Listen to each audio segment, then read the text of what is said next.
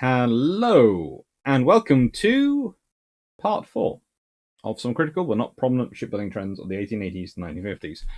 Now, the interesting thing is, you're going to look at these ships and go, but Alex, they are quite prominent.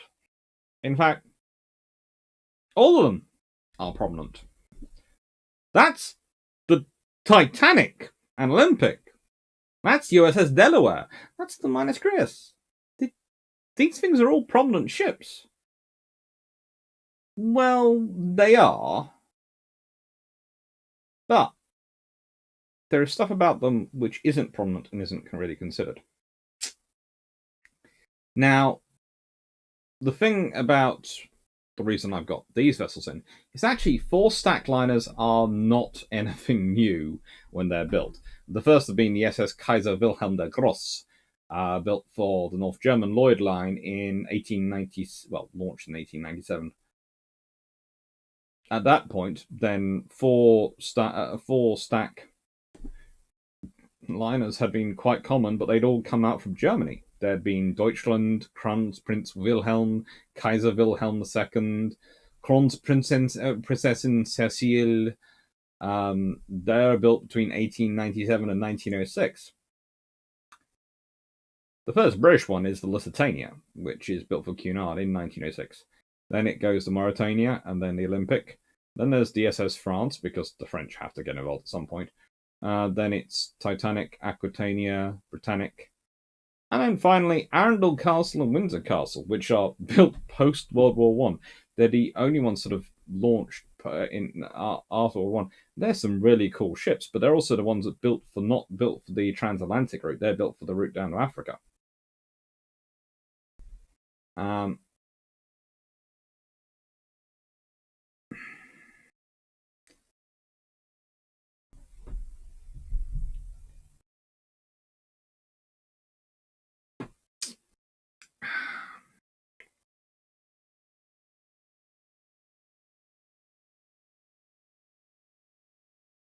Funnels disappear as things get more efficient. But the interesting point about these vessels is all something very different than what we really know about them. The Minus Greyes class, they are these beautiful ships, and they really are beautiful ships. I don't want anyone to ever forget about them. What I like about them is the layers of armor they have. And the fact is, they have armor all the way up. One of the interesting things about them is they are a product of the idea that if you need armor, you really need armor, and you can't afford to skimp. And I would argue that this is what makes them far more viable as vessels in terms of their ability to match out and deter larger powers from wanting to engage them. Because they have 9 inches of armor on their central belt lower, they have 9 inches of armor on the center belt higher. They also have 9 inches of armor around that gun deck, the casemated guns. They have 9 inches of armor on their turrets. They have 9 inches of armor around the after conning position. They have 12 inches of armor around the forward conning position. These are heavily armored ships.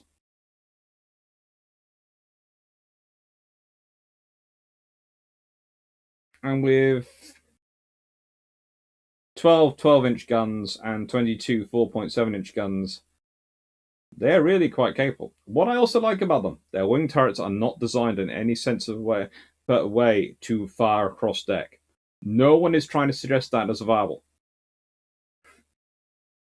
And they also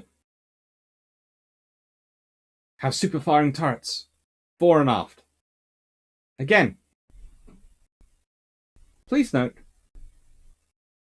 these ships,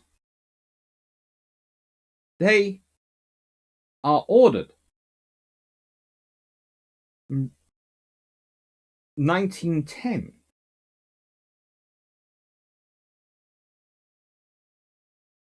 Well, no, they're delivered in 1910. They're ordered long before then.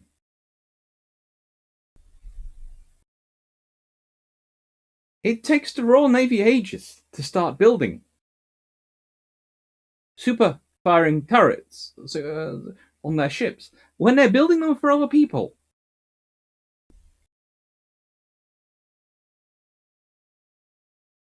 They make sense.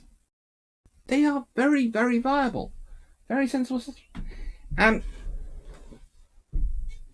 what I want to talk about with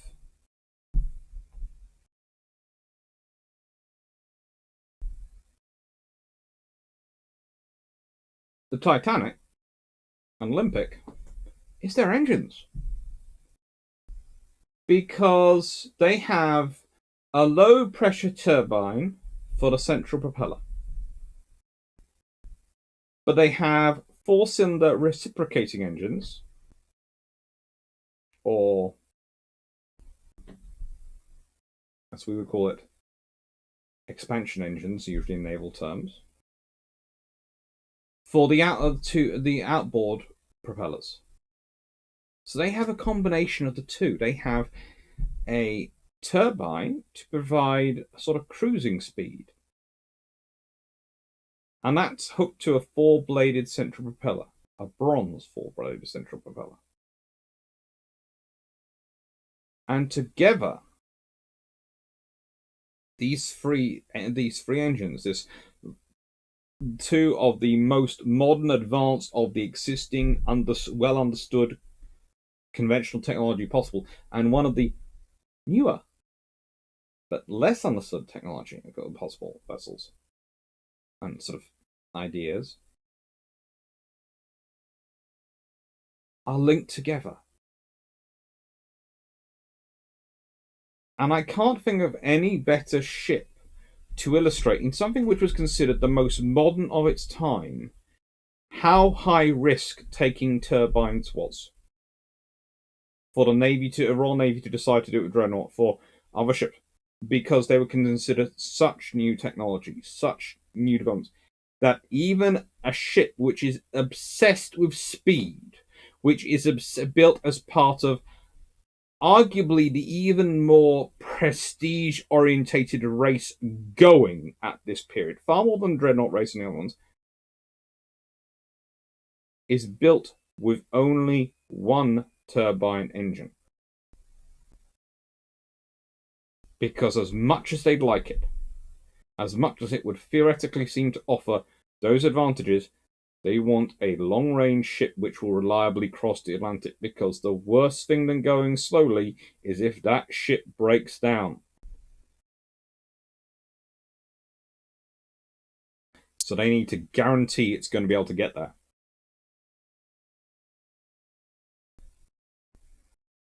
And then we have the Delaware. Now, again, I like these ships. I like the fact that B turret is super firing over A, so they don't have to have a wing turret. They know what no one thinks about a wing turret, so that's good. I like the fact that it is the X turret, which is super firing over Y and Z, not some fancy combination of Y and me being able to sing Y Delilah over it.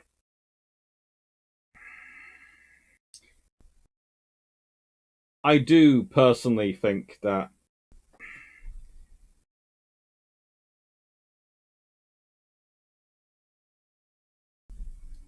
if you are going to be sort of going for this combination, I would have loved them to have.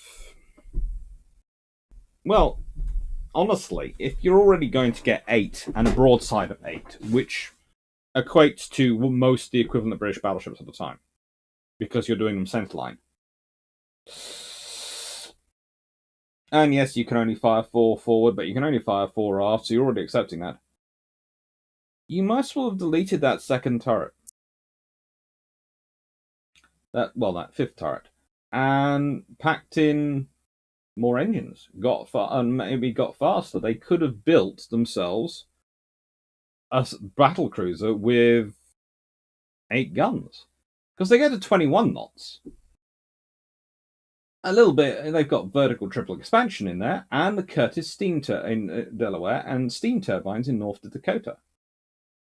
They could have gone for a combination like the Titanic and Olympic, and maybe had some turbines in there so they can get a higher speed and have.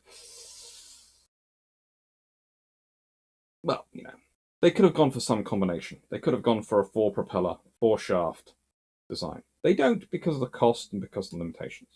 But the point I'm making is that the US Navy is actually thinking it through.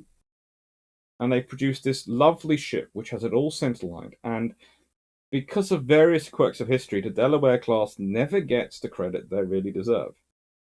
Because, and here is the dirty little secret.